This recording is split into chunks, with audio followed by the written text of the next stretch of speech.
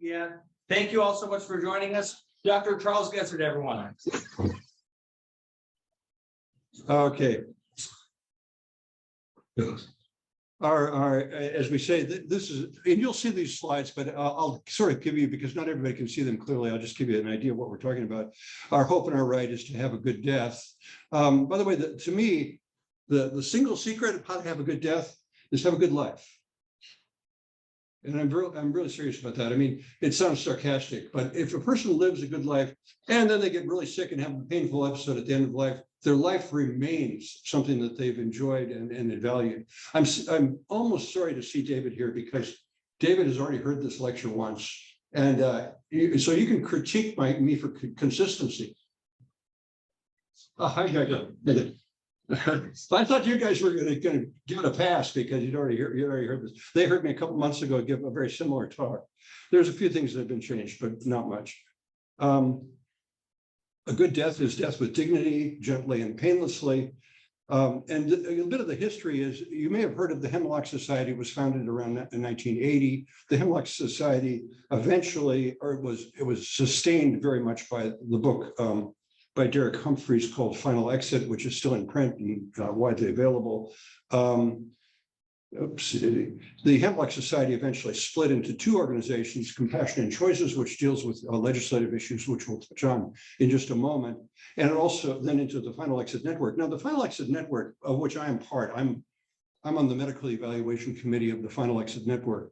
And the Final Exit Network provides support or information for people that want to manage their own end-of-life experience. Now, generally speaking, in our society, autonomy is our dominant medical ethic.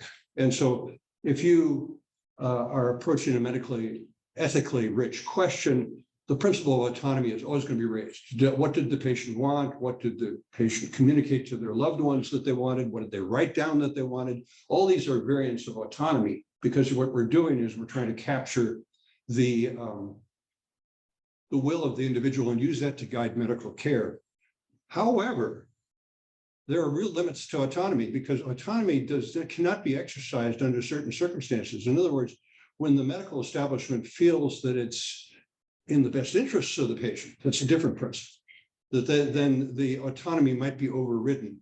The best example is that if an individual wants to end their life and the medical establishment says, not yet, or we can't do it, or that would be suicide, or any number of things that would change the language of it, they end up overriding autonomy.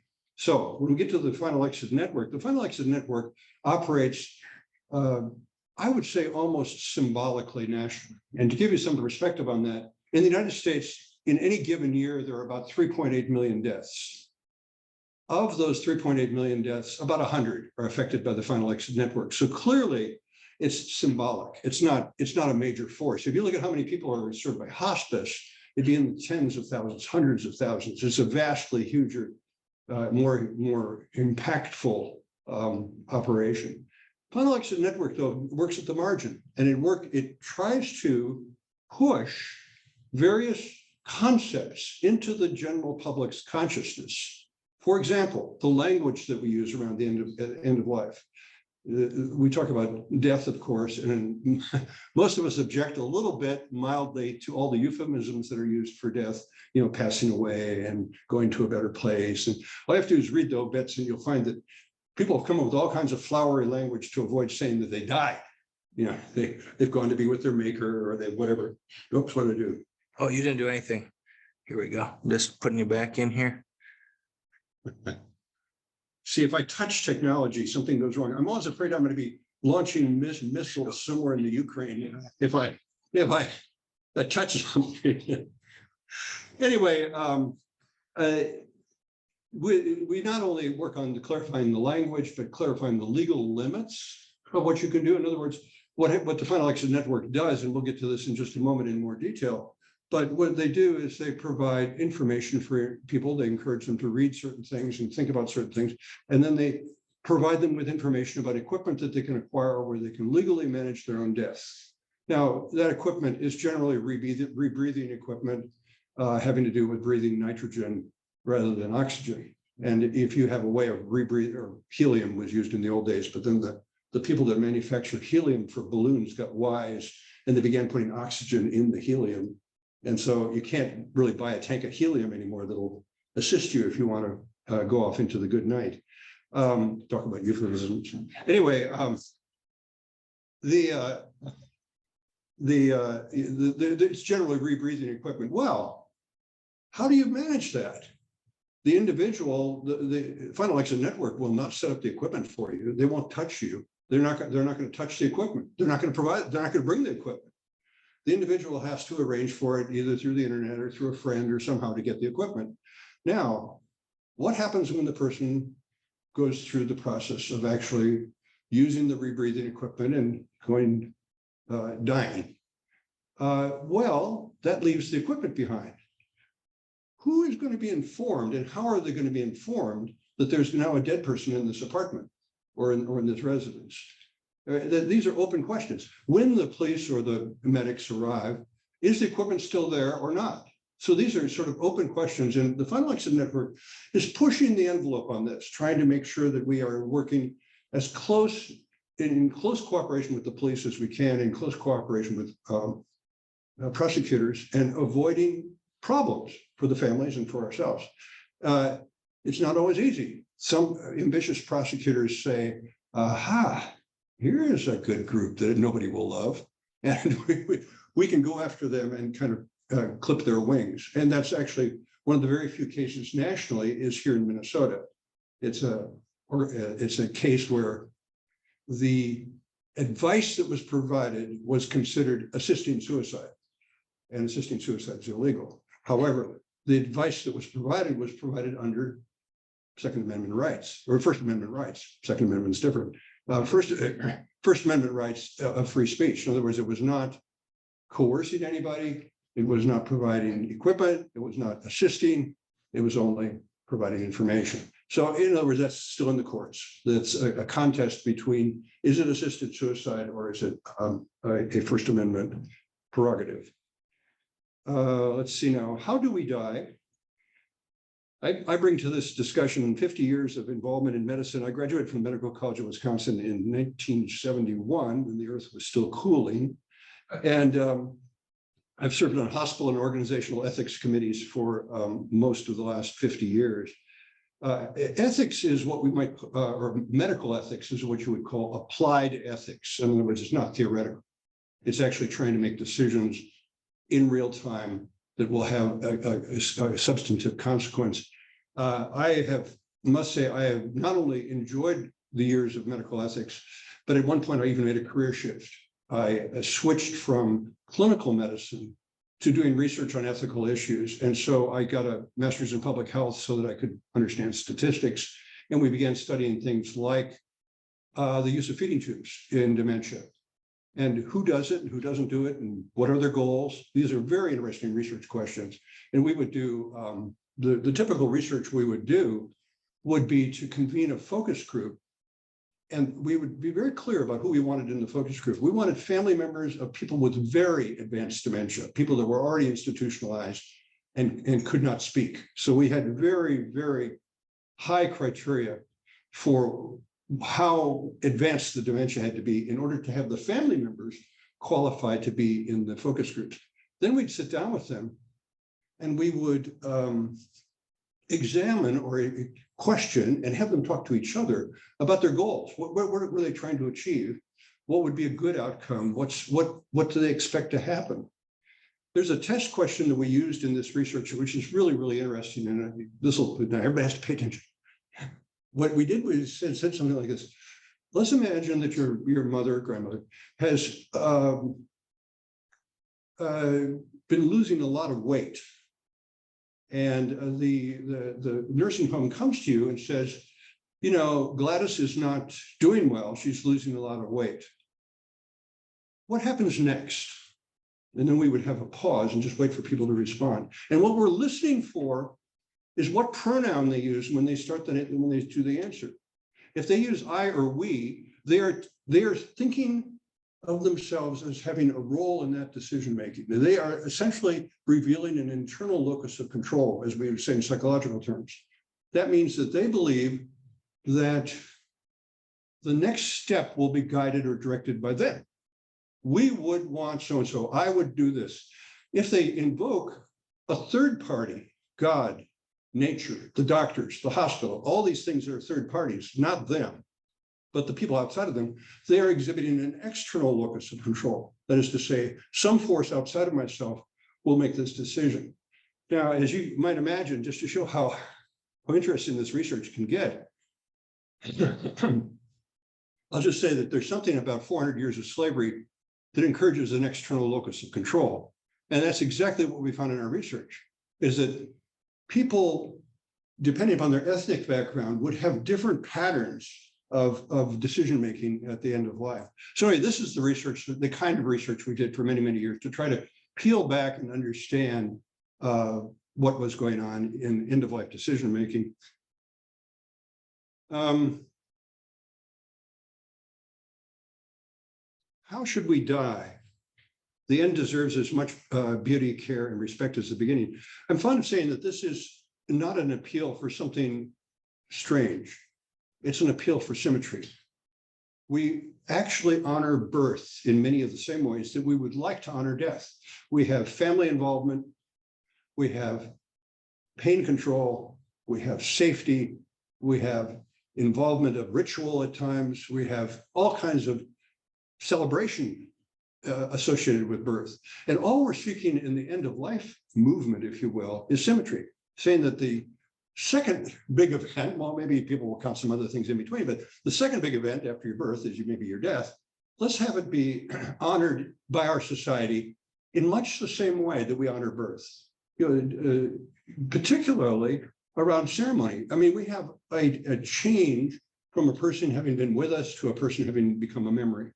And this change is so profound, and people want to get together and talk about it and celebrate the moment. Well, there's a rollback of my conversation about 5 minutes to the question of what you do with the equipment when a person has determined their own moment of death. That is, why is that awkward? Well, it's awkward because we as a society are not really comfortable with the idea. Final Exit Network is kind of pushing the envelope of what we'd like to see ourselves be able to do eventually, is to have it be open, to tell the prosecutors or the police ahead of time that this person is likely to die on next Tuesday. And the reason they're likely to die next Tuesday is because they've made the decision to do so, exercising their autonomy. We're not assisting them, but we are aware that they're going to do so and so and so and so. They're not depressed. As a matter of fact, they're so delighted that they have this final opportunity to exercise their autonomy at the very final moment of their life, that they are actually as elated as they have ever been. By the way, the Final Exit Network operates in the following simple way. And in a few minutes, there'll be opportunities to write down things about how to contact them if you want to, or if you sign up the sheet, you'll just get the information automatically. But the Final Exit Network is contacted by people, usually people with an illness or fairly elderly, who are beginning to plan or worried about how their deaths will occur. Most people, in fact, I would say 100% of us probably, are not so very much worried about being dead.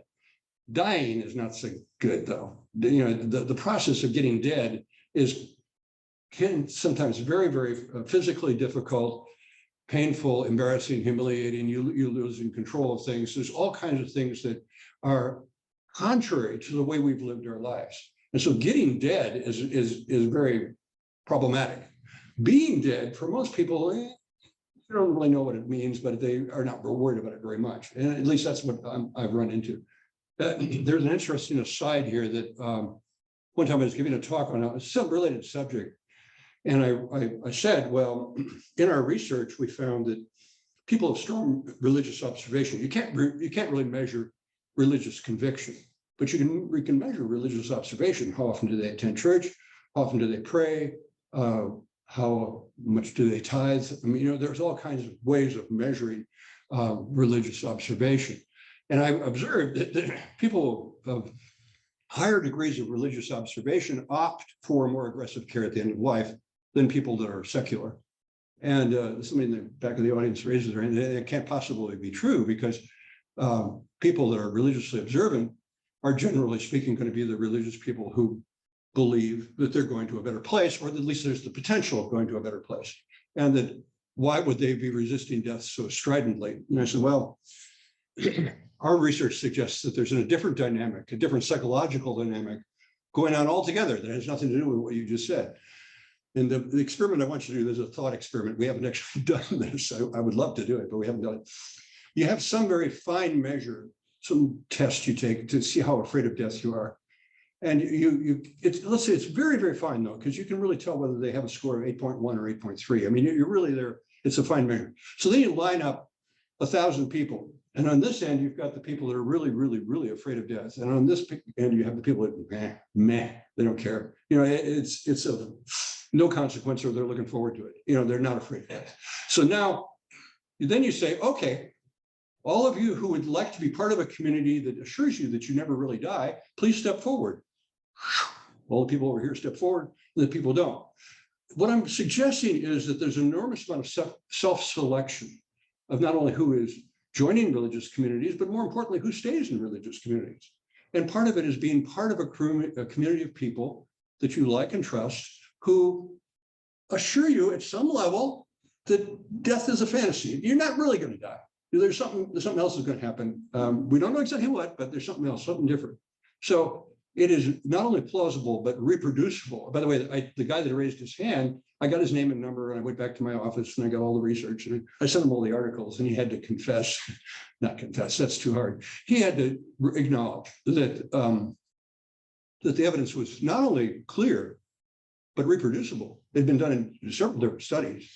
And, you know, they'd use all kinds of measures of religious observation, and the measures of care at the end of life are very easy. You can just pull the medical records.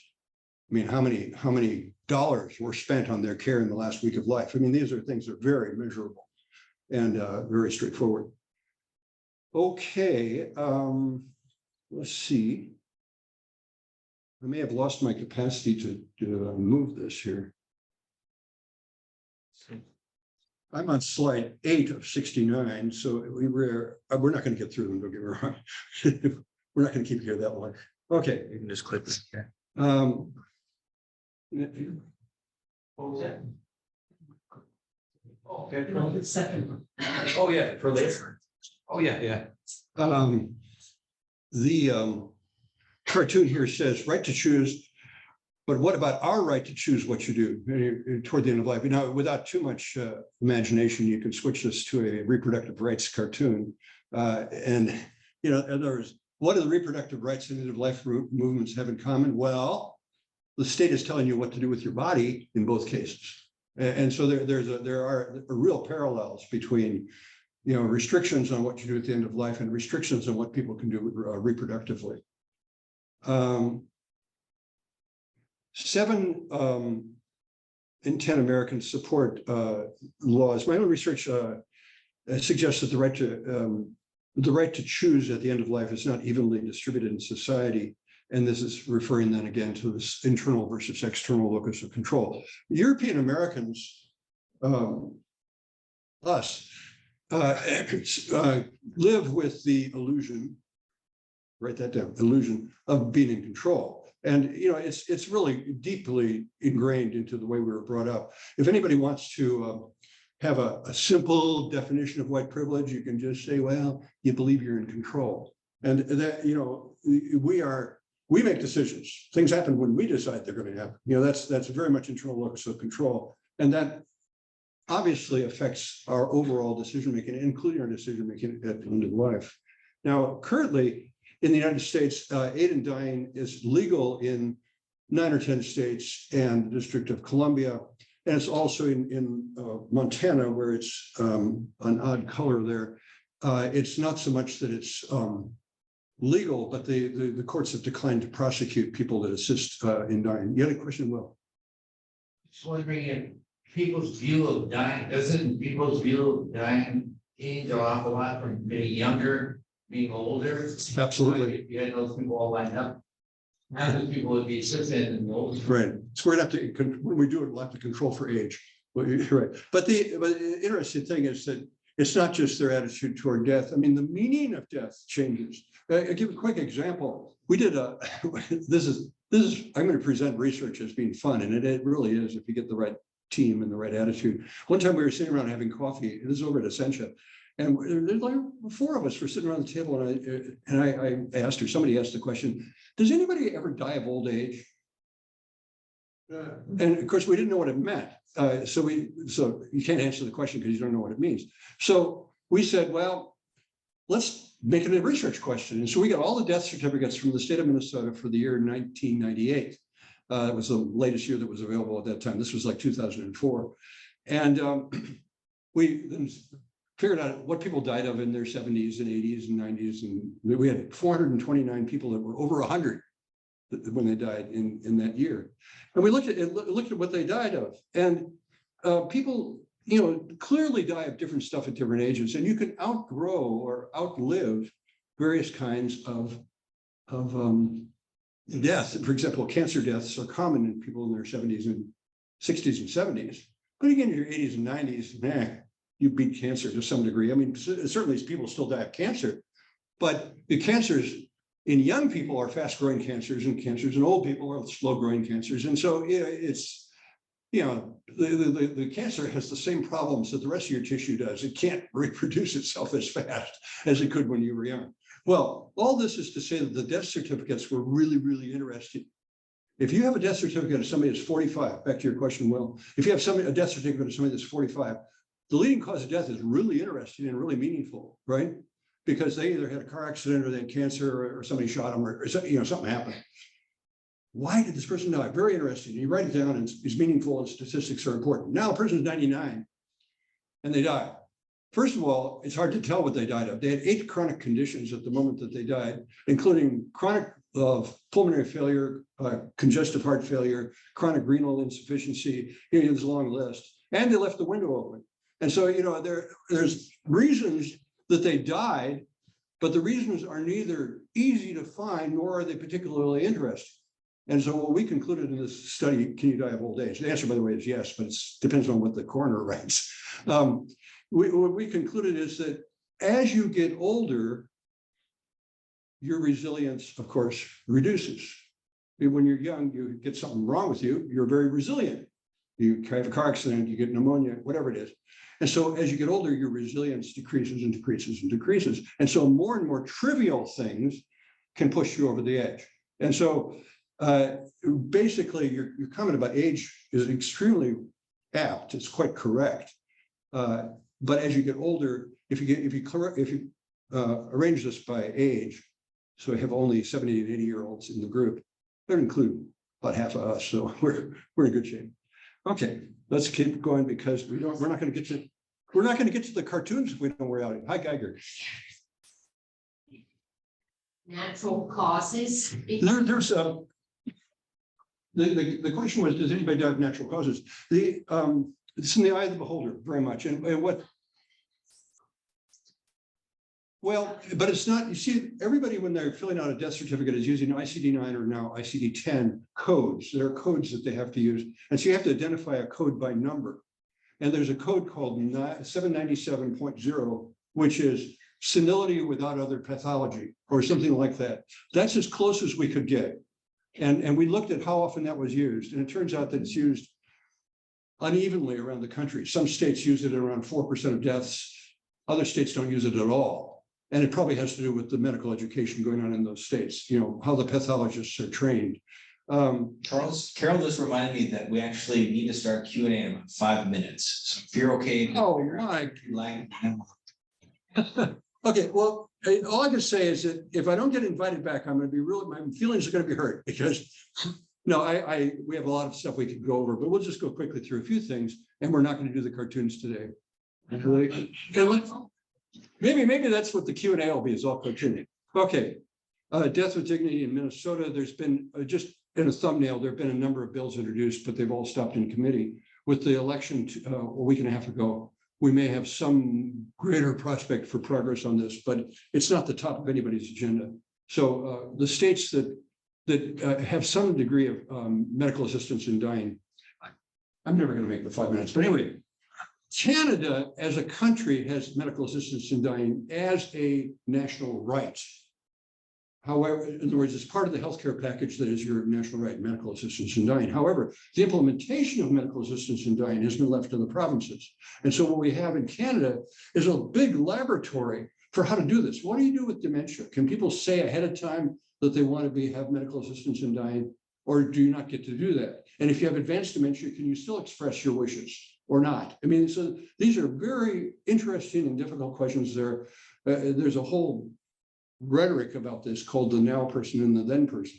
Can I now talk about the person, Charles Gessert, 8 years from now? Can I now make decisions for that person 8 years from now? Or alternatively, can the person in the bed, who's the now person, not switching it, that now person, can they have their care dictated by the person that lived 8 years ago? So in other words, there's these interesting questions about twisting autonomy and seeing whether autonomy can actually serve us in these different things. Well, Canada's working on that. So how do doctors want to die? There's a grumpy doctor right there being taken along. Anyway, the Stanford Medical School survey basically asked doctors, and you can't read the slide very well, but it basically says that doctors don't want very many of the care interventions, feeding tubes. There's a famous surgical procedure called the Whipple procedure. Some of you have heard of it. Very, very aggressive. Doctors don't want it for themselves. They sometimes will implement it for others. But basically, doctors who are around death quite a bit elect for much less aggressive care at the end of life. They all want pain control. That's the one at the far right. That's the only one where the doctors want essentially more than the public in general. Ethical suffering. Medical ethics prevent me from assisting your death. However, I am allowed to keep you miserable for as long as possible. Now, when we think about the approach of the end of life, we often think about cancer, and particularly cancer that has bone metastases or other painful complications. But in actual fact, what the Final Exit Network witnesses is a lot of people that don't have advancing cancer. Advancing cancer makes you eligible for hospice, and so therefore, almost all those people will be diverted to the larger system. And so we see a lot of people with neurologic conditions and people that have simply, their life has contracted so much. They can't travel, they can't even go to the store, they can't interact with people very effectively. Their hearing and their vision is so shot that they actually are experiencing a almost claustrophobic contraction of their lives. And it's not pinned to any one medical diagnosis, but it is clearly that they've reached the end of their life. They have no future. They have no European trips, no big books they're going to read or even write or even read. They're really, their life has contracted. It's hard to pin down, but if the people can present medical evidence that we at the Medical Evaluation Committee, that this is actually their situation, that they're not just depressed and have it in their mind. It's actually that they have all these limitations. They're going to get approved. They approved for the support that FEN provides.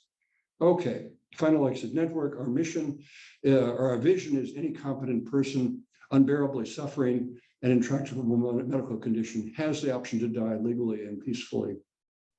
So it's basically building upon the principle of autonomy. It's not trying to introduce a new principle or depart from that. Just an interesting thing about this. And I have to apologize to Geiger and David because they've heard this before, but how we viewed suicide over the centuries has been very, very different. There was a time in England when suicide was viewed as a crime. It was a crime because it was depriving the crown of a subject, a taxpayer, and therefore the families had to compensate the crown for a suicide. I mean, it was really remarkable. We don't think of it in our country, and in more recent times, it's been thought of as a mental illness. Suicide must mean you're depressed, when actually we have all these anecdotes of elderly people holding hands and with a smile on their face, taking their medications because they've reached the end of their life and they want to leave together under their terms. I mean, then they're not depressed. It's also been viewed as a sin, a moral affront to God, because you are taking the gift of life and squandering it or dismissing it as worthless. And again, I would argue with that, but it's just interesting that the concept of suicide has evolved in our culture and in Western society very much over the years. Let's see. We educate people on how to die in their own terms. We do not encourage or assist suicides. And I think I've already told you most of this. We contact people, get their medical records, then we review their applications, and then a guide is assigned, and the guide works with them. We're all volunteers, and let's see, we're all volunteers, and our services are free. Now, here's where you write this down. If you didn't sign up for the thing, you say info@finalexitnetwork.org, and they'll just give you the opportunity to pick what you want. You get information on what's going on in your state or what's going on nationally on a particular issue that you're interested in. We also do some surrogate counseling where we help people they have an elderly person that's no longer communicating, but they've got an advance directive. The advance directive is ambiguous, and they want some guidance and some help with that. Okay. I think I'll throw it up for questions. How's that? And actually we have, here's finding out more. That's good. Okay. I'll actually go with our online attendees first, just so we can give them a little preference here. Gay asks this, Charles, is there any criteria mandated by the state or medical community regulating who can offer end-of-life care? For example, are there more facilities offering independent living, assisted care living than memory care or end-of-life care? It's an interesting question. It depends on what service is being provided, of course. There's obviously great limitations on who can write prescriptions. Medical assistance in dying in Canada is principally a prescription writing issue, as it is in Oregon and Washington. It's mainly that people are able to get a prescription for a medication they can take to die on their own terms. So it depends on what service is being provided. We would not regard or look at most Efton Row or most assisted living or nursing homes as providing end-of-life care. They have different missions. They're preserving function, or they're protecting people from harm, or they're different missions, but it's not explicitly assisting people with their end-of-life experience. So the question is a little hard to answer because it depends upon the service that's being provided. Charles, could you tell us what percentage of our nation's healthcare is expended on people just to keep them alive that really don't need it? How much of that expenditure is really being denied people that really need healthcare? Well, first of all, Will is asking a question which is a classic because it's been bandied around, and mostly it's been answered with hyperbole, meaning that people say, well, 70% of our healthcare dollars spent on people in the last 6 weeks of life. All of that is hyperbole. When you look at Medicare expenditures, something like 31% of Medicare expenditures are expended in the last year of life. So if you're in Medicare for 20 years, or in my case, hopefully 40 years, you're in Medicare for a long time, you expect your expenditures to be more or less evenly distributed. Well, they're not. They're concentrated in that last year of life. Then of that 31%, how much is expended in the last 14 days? About half of it. So there's enormous acceleration of expenditure in the last moments of life. Now, how much of that is being denied to other people is completely a political question, because if that money was not being spent on the end of life care, let's say that we as a nation adopted a very supportive comfort care approach to the end of life. And basically what we're doing is we're not going to be doing the surgeries. We're not going to be doing the PEG tubes. We're not going to do all these interventions. What we're going to do is we're going to make sure people are warm and comfortable and clean and have music and have their family in and flowers. And they're going to have all these things, none of which cost anything. We would probably save enormous amounts of money, but would that money be redirected to where it's needed? That's a political question. So I can't, I know what you're asking, but I can't really give a satisfying answer to it. I know that as a pediatrician back in the day, it was easier to get $500,000 to pay for an NICU baby that is born at 2 pounds than it is to get $75 to get a nurse out to the home when the woman is pregnant. You can get the $500,000 more easily than you can get the $75. I don't make the rules, or maybe that was obvious. There's another question, yes.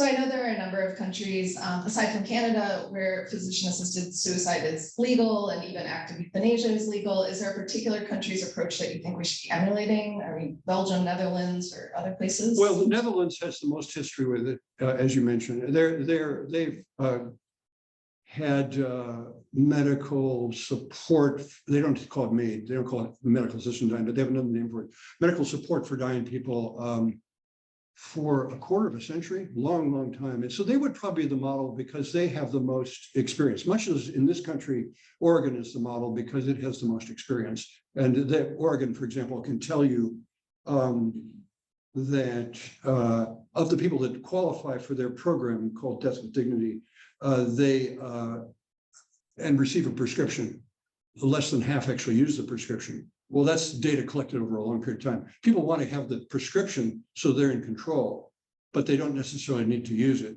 And that they may let natural events just progress. Now, internationally, Switzerland is also very prominent in this arena, but Switzerland has been a little bit subject to accusations of thanatourism, where they will accept people to come in. They don't have to establish citizenship, and they don't have to do anything, and they come in. Oregon recently did away with its residency requirement, and so all around the country, people in the end of life movement have these big smiles. They say, "Oh, people can go to Oregon." Not true. You have to go to Oregon and be in Oregon when you receive the services. You can't go and get the prescription and come back to Ohio or Minnesota. You have to go there and be there when you're actually receiving the services.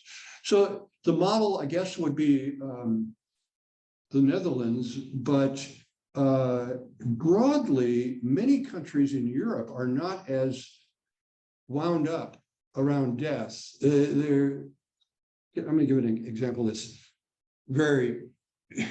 it's not a direct answer to your question, but one time I was on the board of a research organization in Kansas. So one of my board members was a general practitioner in a small town in Kansas. So I went out and visited him, trying to be a good diplomat. Anyway, and when we did rounds, one of the things we witnessed was a woman in her 80s, enormous ascites, a lot of buildup of fluid in the stomach and in the abdomen. And the story was that she had advanced colon cancer, very advanced, and she wasn't a surgical candidate. He could transfer her to the university, but in this little small town hospital. So he said, "Well, we're treating her discomfort with morphine, and we have to edge the dose up, edge the dose up, edge the dose up." And we're all in medicine. Everybody's aware of dual effect. You're going to have two things happen. You can have pain control, and it stops your breathing. Two effects, and they pay a lot of attention to your intention. If your intention was to control the pain, then you're okay. But if your intention was to cause the death, then you're not okay. Of course, the intention is secret. That's inside your head. So I asked this guy, "Are you worried that some zealous member of the staff is going to turn you in sometime for having over-medicated somebody to the point that they died?" He said, "No." He said, in these circumstances, under these, working in a rural community, everybody protects you. Everybody protects the healthcare providers because they're doing the right thing. And even if somebody said, "Well, I don't think that's right, I'm going to talk to the DA," all their colleagues would say, no, don't do that. That's not a good thing. It's not going to go anywhere. The DA would throw it out. I mean, they're going to be protected. So there's a bit of that going on in Europe. There's some of the countries that don't have legal support for assistance in dying are nevertheless turning a blind eye to some degree. They're not prosecuting. So it's an evolving field, and it's a little hard to pin down.